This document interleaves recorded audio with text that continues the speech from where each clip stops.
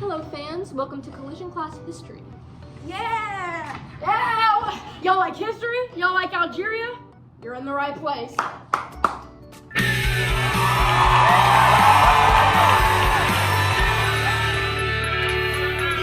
Okay, that's enough. Well, Annabelle was right.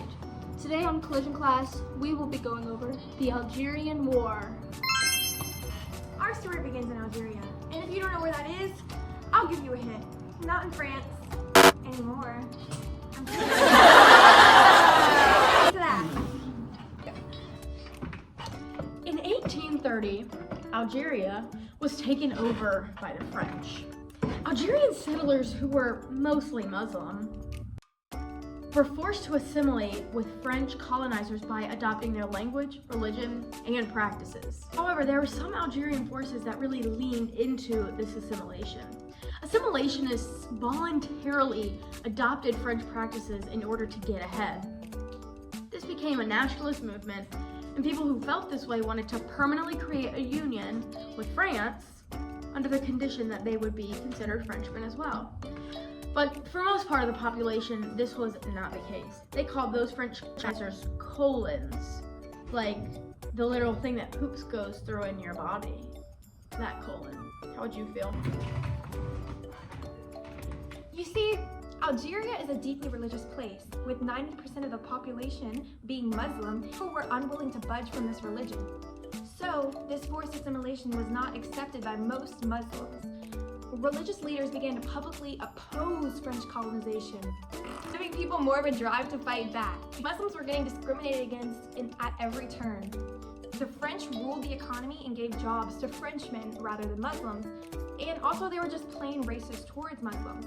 There was also this guy, Farhad Abbas, who wrote his Manifesto of the Algerian People, which demanded that colonists be abolished and condemned, and proposed a government fully run by Muslims. But of course, the French didn't give a flip.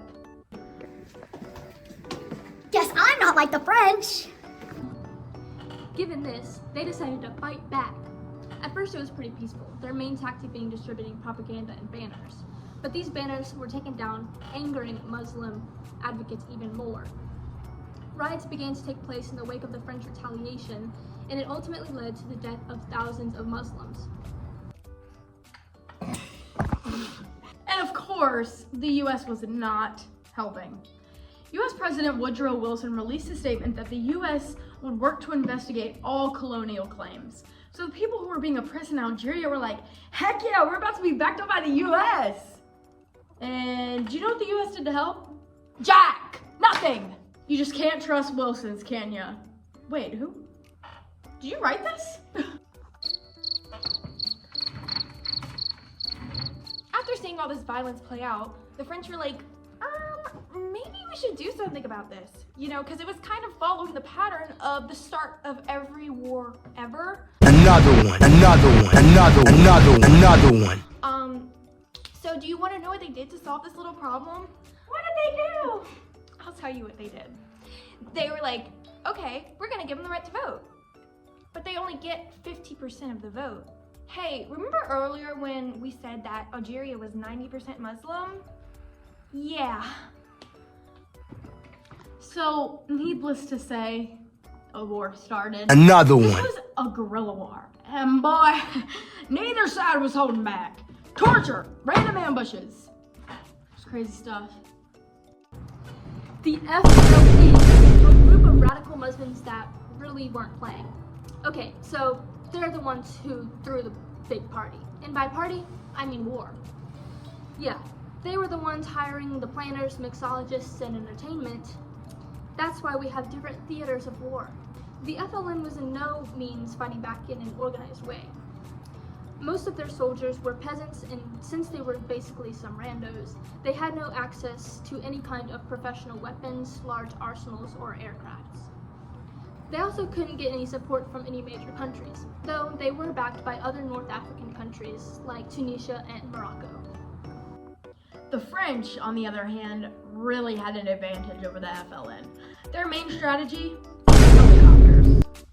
They used that ish to drop off soldiers and weapons, and they just really used the hay out of those copters. Hey, Thought Bubble, Let's play this out. The Algerians knew the land pretty well, and so they established 5 military zones and started recruiting people like crazy, mostly peasants. They were all like, "Hey, want to join my ragtag random army against a military superpower?" Did they have the military training? Absolutely not.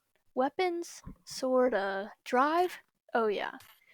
Since they didn't really have any technology that would give them a significant advantage, they used the good old-fashioned advantage of surprise. They snuck up on the military officials and ambushed armies.